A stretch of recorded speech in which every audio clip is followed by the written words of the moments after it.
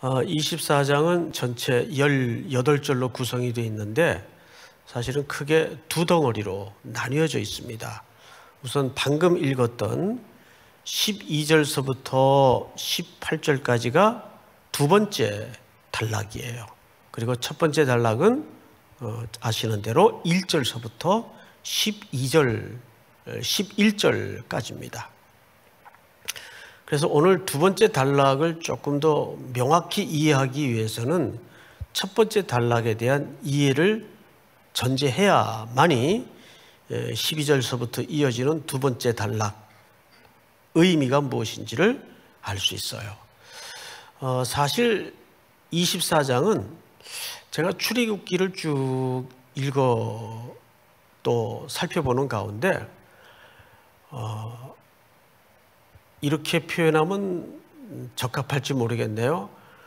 예수 그리스도의 보혈의 피가 가장 흥건하게 뚝뚝뚝 떨어지는 가장 복음적인 가장 십자가의 진의가 잘 드러난 본문이 아니겠는가 할 정도로 24장 전체는 전부 모세의 이야기도 아니고 훌의 이야기도 아니고 아론의 이야기도 아니에요. 그리스도의 이야기입니다. 그래서 그 이야기를 이 시간에 한 절 한 절 우선 보도록 하죠. 1절을 한번 볼까요? 1절.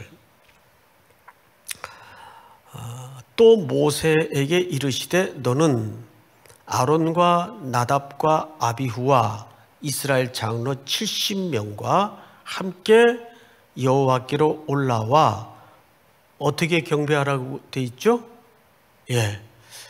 대답을 잘 하고 계신 줄을 믿습니다. 멀리서 경배하고 이렇게 돼 있어요. 멀리서 경배하고. 자, 여러분 여기에 지금 명단을 좀 보십시다. 첫 번째 인물이 누구죠? 모세. 두 번째는 아론. 아론은 모세의 형님이 되죠. 그리고 아론의 두 아들이 거푸 등장을 합니다. 바로 나답과 아비후예요. 아론의 두 아들이자 사실상 모세와 아론 다음 세대를 이어갈, 그래서 백성들을 섬길 그런 이스라엘의 지금 코 리더, 핵심 리더들의 명단이 이 앞에 나열되어 있습니다. 그리고 이 외에 70 장로들이 소개가 됩니다. 자, 그리고 이들은 이제 사실상 하나님과 이스라엘 백성 사이에 이제 언약을 체결하기 위한 심부름꾼인데, 이 4명의 명단과 70명의 장로들 가운데에서도 가장 따로 구분된 인물이 누구겠습니까? 지금 이 명령을 하나님이 직접 누구에게 하고 있다는 거죠? 모세에게 하고 있습니다. 그래서 모세는 언약을 위한 언약 체결자 중에서도 대표예요. 자, 그런데 우리가 여기서 한 가지, 산에 올라간 아론의 두 아들에 대한 정보가 성경에서는 그렇게 많지 않은데 이 두 아들이 여기 왜 얹어져 있을까? 이 엄중한 자리에 아론의 두 아들이 아무리 다음 세대의 계승자라 할지라도 여기에 얹어진 중요한 이유가 있는데, 여러분 레위기 10장을 한번 볼까요? 같이 한번 큰 소리로 읽겠습니다. 다 같이 시작.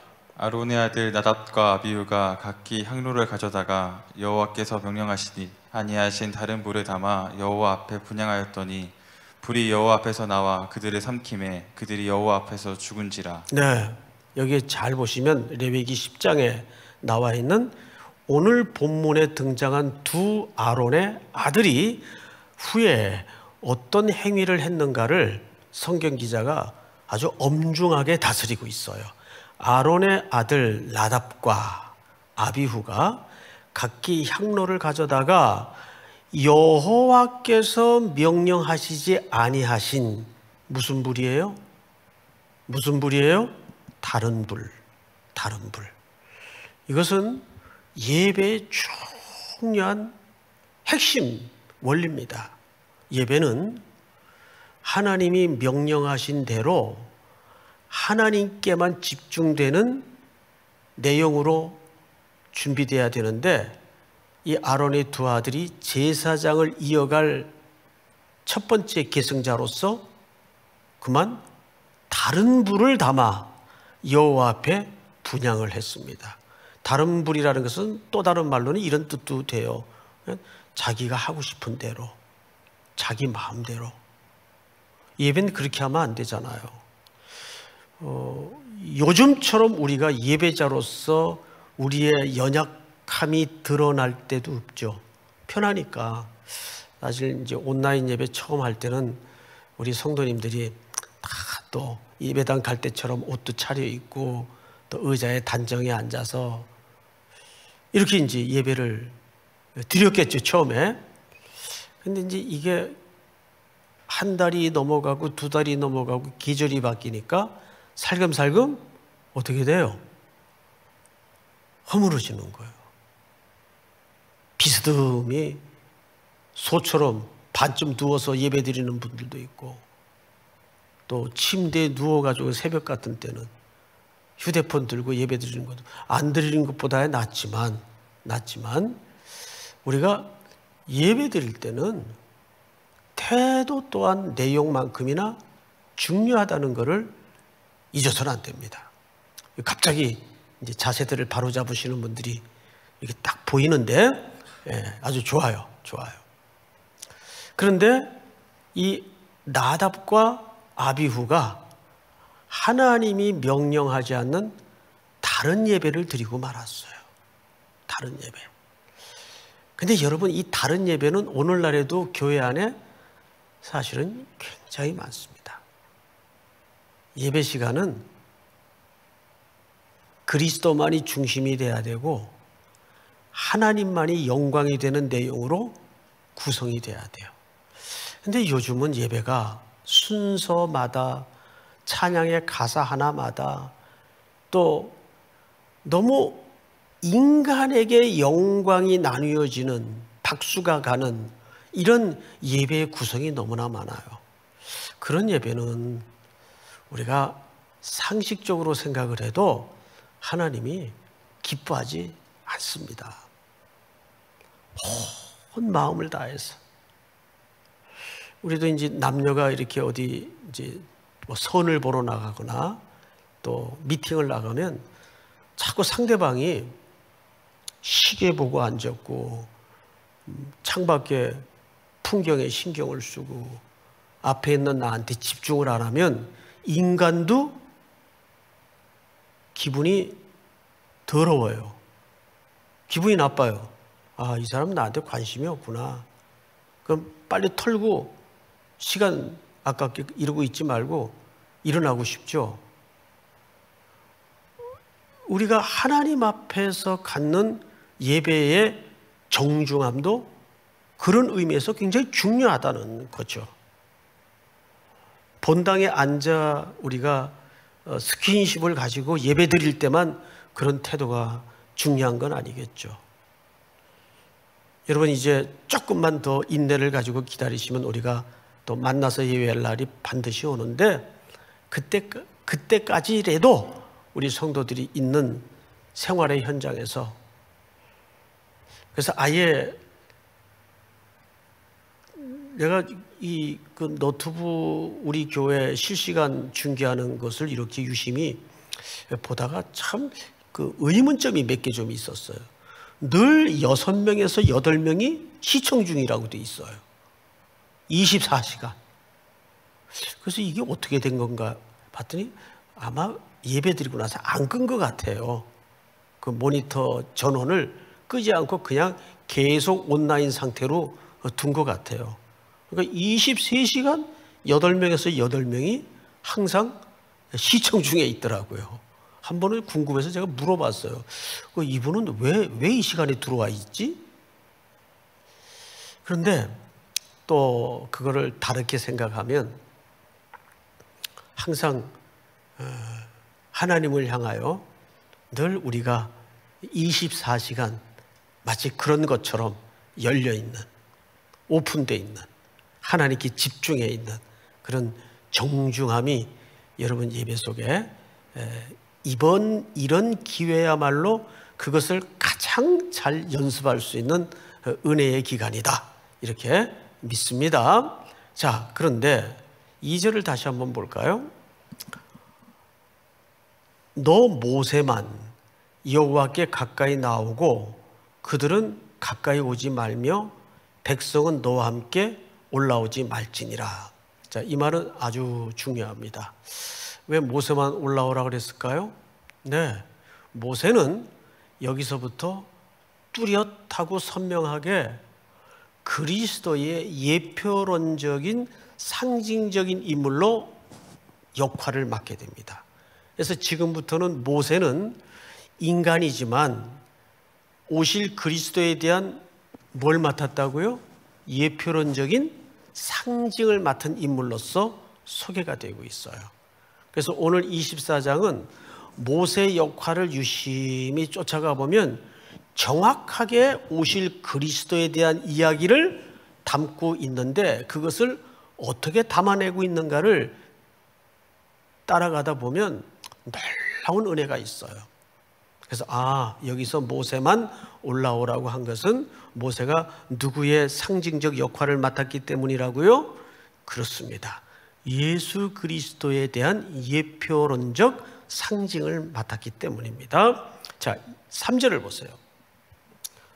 모세가 와서 여호와의 모든 말씀과 그의 모든 율례를 백성에게 전하매 그들이 한 소리로 응답하여 이르되, 여기 한 소리로라는 말은 사실 원문을 보면 만장일치로, 한 명도 예외 없이 만장일치로 그 말이에요. 그리고 이르되 여호와께서 말씀하신 모든 것을 우리가 어떻게 하리이다? 준행하리이다. 여기 준행하리이다라는 말은 이런 뜻입니다. 끊임없이 지속적으로 우리가 지키겠습니다라는 백성들이 하나님에 대한 모세를 통해 뭘 하는 거죠? 맹약을 하고 있는 거예요. 맹세와 약속을 하고 있는 거예요.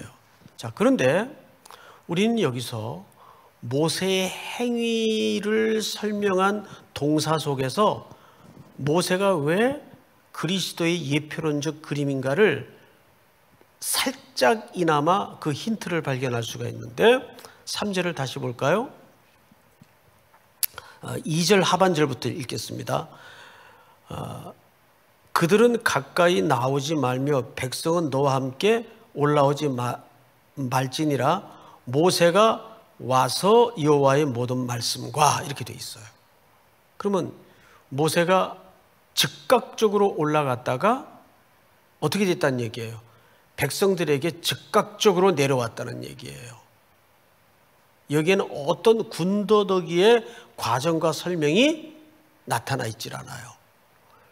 예수님께서 십자가에 드러내신 가장 중요한 예수님의 십자가에 나타난 태도는 뭡니까?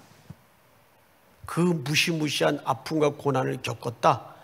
물론 그 내용도 포함되어 있지만 십자가는 온 땅에 아버지의 뜻을 이루기 위한 순종의 절정이에요. 뭐의 절정이라고요? 순종의 절정이에요. 모세는 여기서 하나님이 너만 올라와라, 즉각적으로 올라갔고 다시 그 명을 받들어서 위에서 받아든 말씀을 가지고 즉각적으로 내려와서 그 말씀을 누구에게 전달하고 있죠? 백성들에게 전달하고 있어요. 그러니까 그 말씀을 들은 백성들이 만장일치로 맹세를 하는데, 글쎄요, 이 맹세가 지켜질지 안 지켜질지는 두고 볼 필요 없이 우리가 출애굽기의 40년의 여정을 보면 하나도 지켜지질 않습니다. 그래서 여기서는 이들이 이 맹약과 준행하겠다고 맹세한 게 사실은 또 나옵니다. 이제 후반절에 가서 우리가 그 부분을 확인하게 될 거예요.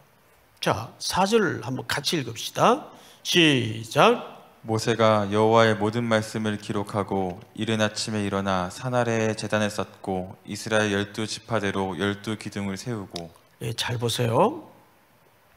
여기서 우리 그 개혁주의 입장의 성경관이 매우 깊게 정확하게 명시되어 있는데, 모세가 여호와의 모든 말씀을 어떻게 했어요?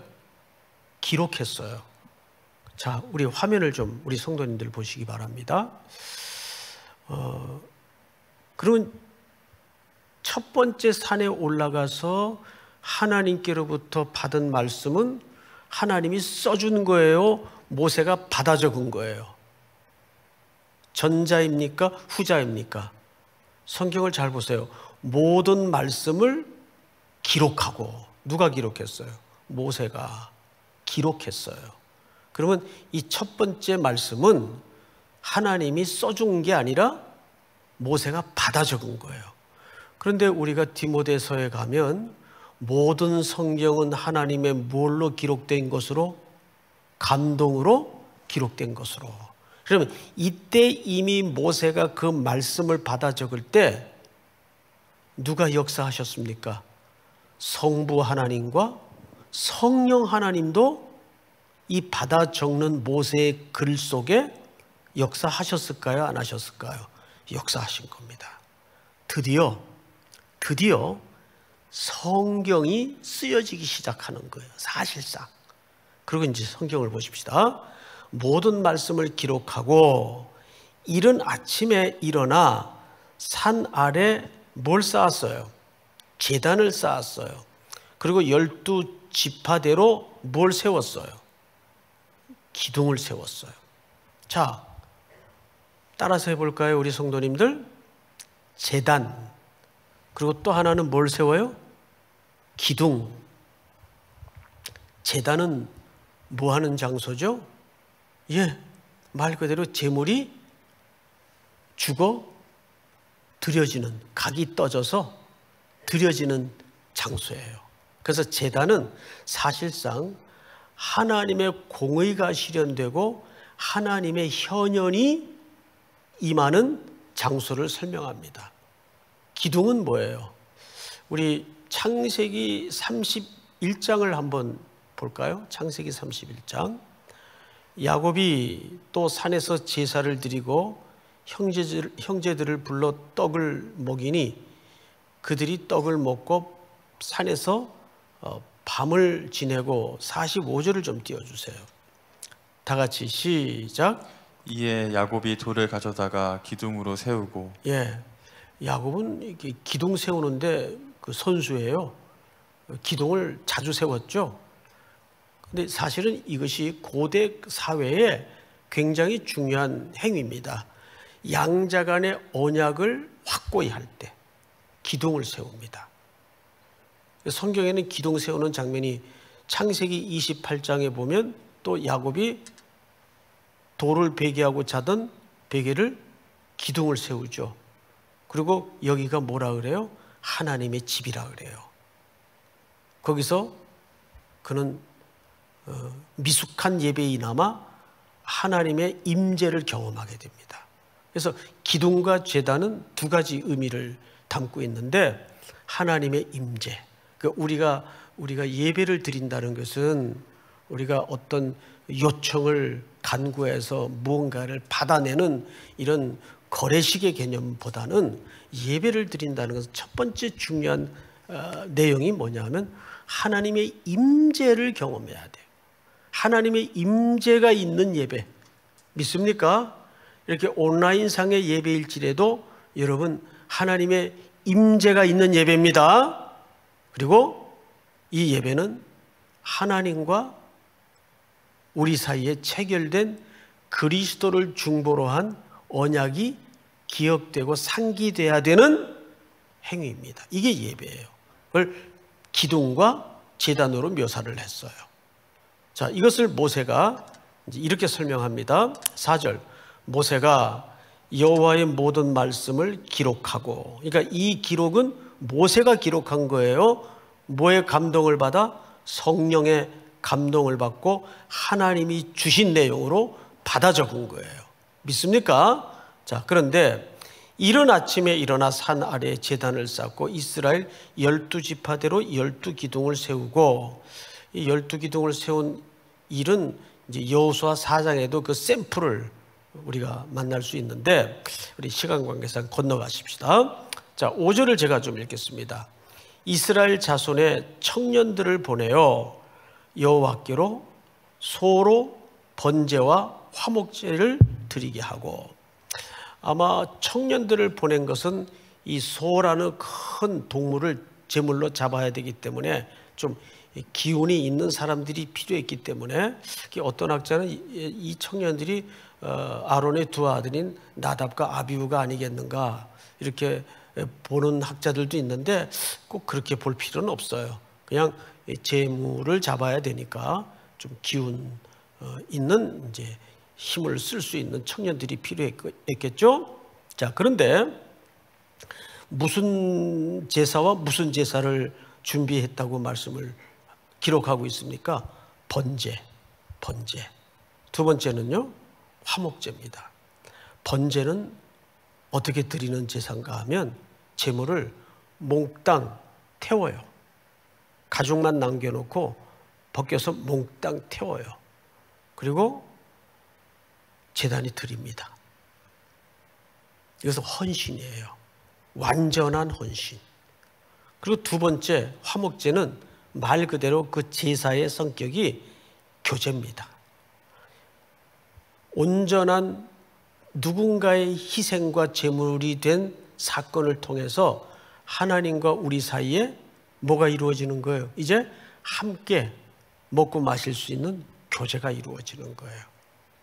그래서 이 두 가지 번제와 화목제는 이스라엘 여러 다양한 이제 제사들이 앞으로 소개되겠지만 아주 중요한 기초적인 제사입니다. 온전한 헌신과 온전한 교제를 얘기하는 겁니다. 믿습니까? 그런데 이 모든 제사의 키워드는 그리스도가 그것을 완전히 성취하셨어요. 번제로 완성하셨고 화목제로 완성하셨어요. 구약의 모든 설명된 제사는 그리스도를 상징하지 않는 제사는 어느 한 개도 있을 수가 없습니다. 심지어 곡식을 드리는 제사 속에서도 그리스도의 부요가 감춰져 있어요. 그래서 이 제사 제도를 연구해 보면요, 요즘 우리 젊은이들이 자주 쓰는 표현처럼 소름이 끼칠 정도로 하나님의 은혜가 빼곡하고 절절한 것을 경험할 수 있다는 거죠. 여러분이 성경을 읽을 때 그런 은혜가 경험되어지기를 축복합니다. 자, 성경을 또 보실까요? 6절 같이 한번 읽읍시다. 시작. 모세가 피를 가지고 반은 여러 양푼에 담고 반은 제단에 뿌리고. 네. 그 흘린 피를 반으로 나눴어요. 그래서 반은 제단에 뿌립니다. 그럼 남은 반은 어떻게 하느냐? 7절 언약서를 가져다가 백성에게 낭독하여 듣게 하니 그들이 이르되 여호와의 모든 말씀을 우리가 준행하리이다. 또 얘기하죠. 그리고 8절 다 같이 시작. 모세가 그 피를 가지고 백성에게 뿌리며 이르되 이는 여호와께서 이 모든 말씀에 대하여 너희와 세우신 언약의 피니라. 아멘. 그러니까 그 피를 반으로 나눠 가지고 절반은 제단에 뿌렸고 양푼에 담아져 있던 절반의 피는 결국 하나님의 언약을 낭독한 다음에 누구에게 뿌렸어요? 백성에게 뿌렸어요. 이게 피의 언약이에요. 그럼 피의 언약 속에는 어떤 하나님의 결심이, 의지가 확고히 녹아져 있는가 하면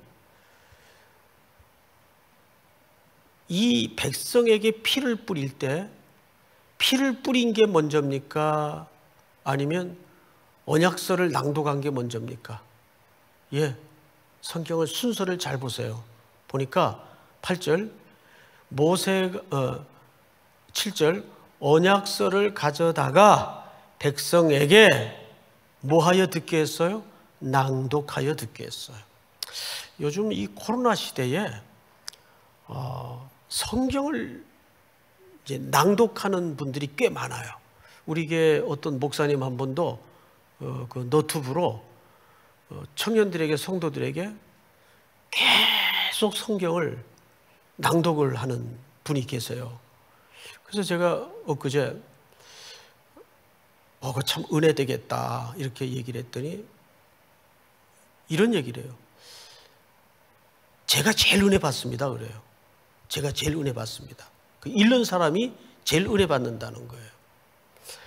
최근에 또 어떤 분은 우리가 이제 성경을 써서 자손들에게 남기는 거는 또 꽤 많이들 하셨어요. 저희 어머님도 3년인가에 걸쳐서 성경을 다 필사를 하셨어요. 창세기부터 계시록까지.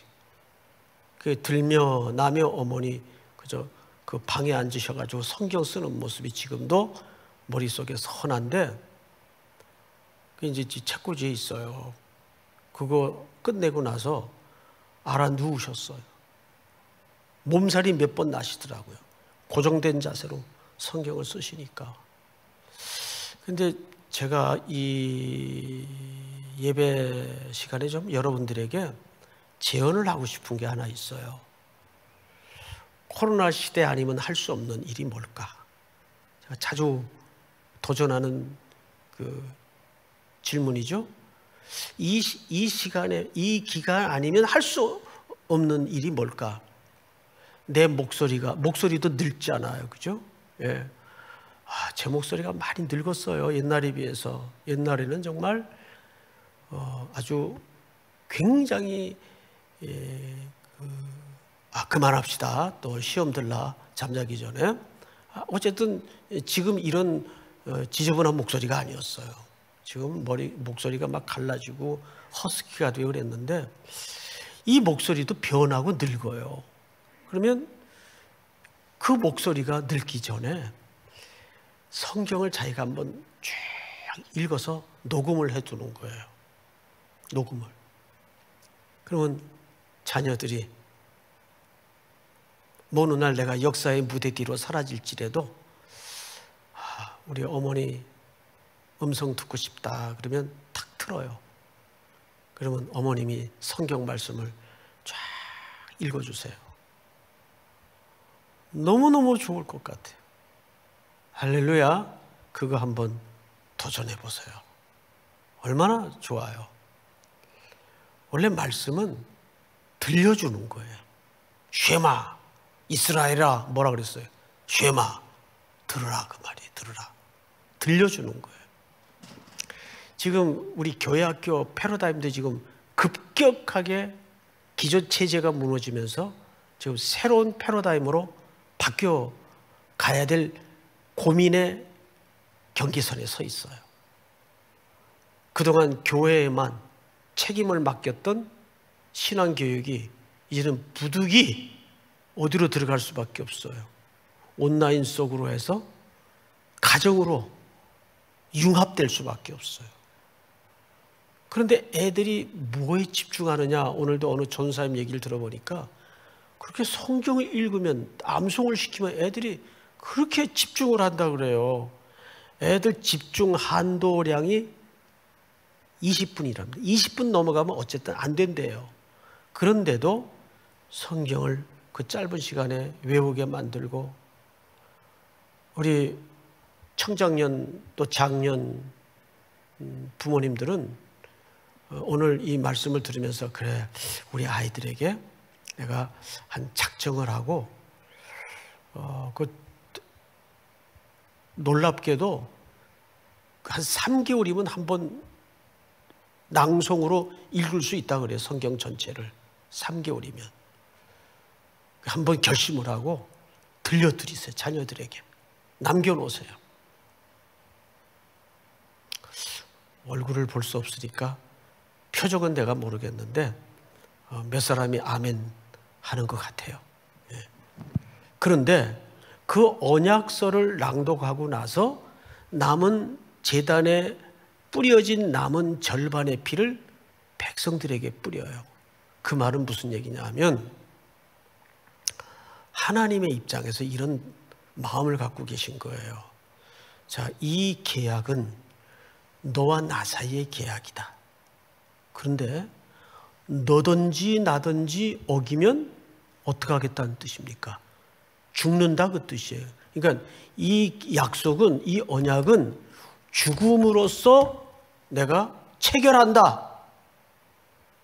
그러면 하나님이 이 백성들의 허물과 약함과 죄성을 모르고 순진하게 그런 계약을 하셨을까요? 아니죠. 그래서 이 심부름을 누가 하고 있어요? 모세. 모세는 누구의 예표라고요? 오실 그리스도의 예표예요. 이미 이때 하나님께서는 아들 예수 그리스도를 우리를 위해 내어놓으실 계획을 갖고 계셨던 겁니다. 이 허물진 백성 때문에. 그것이 십자가의 아드님의 즉각적인 그 하늘 보좌에서 내려오셔서 말씀이 육신이 되셔서 우리들에게 자신을 하늘에서 내려온 생명의 떡이라고 소개하시고 찢어 십자가 제단에 생명의 떡이 되어주시고 그것을 우리들에게 나눠 우리를 부욕해 만든 겁니다. 믿습니까? 사랑하는 성도 여러분, 오늘 11절까지는 바로 그 첫 번째 산에 올랐던 광경을 소개하고 있는 거예요. 마지막으로 우리 12절서부터는 이 두 번째 산에 다시 오르는 장면인데 그건 오늘 다 마치질 못할 것 같아요. 자, 9절을 보세요. 모세와 아론과 나답과 아비후와 이스라엘 장로 70인이 올라가서 이스라엘의 하나님을 보니 그의 발 아래는 청옥을 편 듯, 청옥을 말하는 것은 하늘 색깔입니다. 하늘을 얘기할 때 청옥이라고 보석으로서 비유를 할 때가 있어요. 청옥을 편 듯 하고 하늘같이 청명하더라. 11절 다 같이 시작. 하나님이 이스라엘 자손들의 존귀한 자들에게 손을 대지 아니하셨고 그들은 하나님을 뵙고 먹고 마셨더라. 그들은 하나님을 어떻게 했고? 뵙고 먹고 마셨더라. 자, 근데 원래 하나님 보면 어떻게 하는 게 맞는 거예요? 다 죽어요. 살 수가 없어요. 그래서 이들이 하나님을 봤다는 것은 하나님의 전체적인 그림을 봤다는 말이 아니고 성경을 잘 보시면 10절에 이스라엘의 하나님을 보니 그의 모 아래는 발 아래는 이렇게 돼 있어요. 그러니까 하나님 전체를 본 겁니까? 희미하지만 일부를 본 겁니까? 일부를 본 거예요. 그래도 본 건 본 거예요. 모세가 하도 백성들이 애먹이고 답답하니까 출애굽기 33장에서 뭐라 그래요? 하나님의 영광을 보여주시옵소서. 하나님 좀 답답할 때 우리 그러죠. 하나님 얼굴 좀 봅시다. 얼굴 좀. 답답하면 그러잖아요. 그때 하나님이 보여줬어요? 모세에게도 안 보여줬어요. 하나님의 뭘 보여? 등. 하나님이 등을 보이시잖아요. 그래서 이 백성들이 하나님의 온전한 그림을 봤다는 말이 아니고 하나님의 뭘 봤다는 거죠? 발. 그러나 그 일부를 보임으로써 여기에 어떤 희망과 소망을 우리에게 암시하고 있는 겁니까? 이들을 죽이지 않아요. 장차 우리가 함께 먹고 교제하고 마시고 누릴 화목제물에 담아진 그 교제의 하늘잔치를 여기서 이들이 미리 경험하고 있는 거예요. 할렐루야. 누구의 공로로? 어린 양의 죽음의 공로로. 믿습니까? 오늘 이 말씀 속에 다시 한번 순서를 한번 더듬어 우리 집약해 보십시다. 이들은 계속해서 말씀을 지키겠다고 약속했어요. 근데 결국은 못 지켰다는 걸 우리는 출애굽기 전체의 기록을 통해서 확인하게 됩니다. 그러면 하나님이 죽든지 이 백성들이 죽어야 되는데 안 죽네요. 그럼 누가 죽어야 된다는 얘기입니까? 하나님 쪽에서 그 죽음의 책임을 가져야 돼요. 그래서 하늘 아버지께서 하나님이신 아드님을 이 땅에 제물로 내려보내시는 거예요. 여러분, 제가 언젠가 그런 말씀을 드렸죠. 사랑하게 되면 약자가 돼요. 사랑하게 되면 약자가 돼요. 그 은혜로 여기 이 백성들이 죽지 아니하고 먹고 누리고 마시고 하늘 잔치를 경험하게 됩니다. 할렐루야. 오늘도 이 약속이 우리 모든 성도들에게 소망의 목표를 가지고 견뎌내는 근거, 십자가가 우리 생애의 확고한 자랑이 될 수 있기를 주님의 이름으로 축복합니다. 우리 나의 한숨을 바꾸셨네. 우리 차장팀 좀 나와서 도와주시기 바랍니다.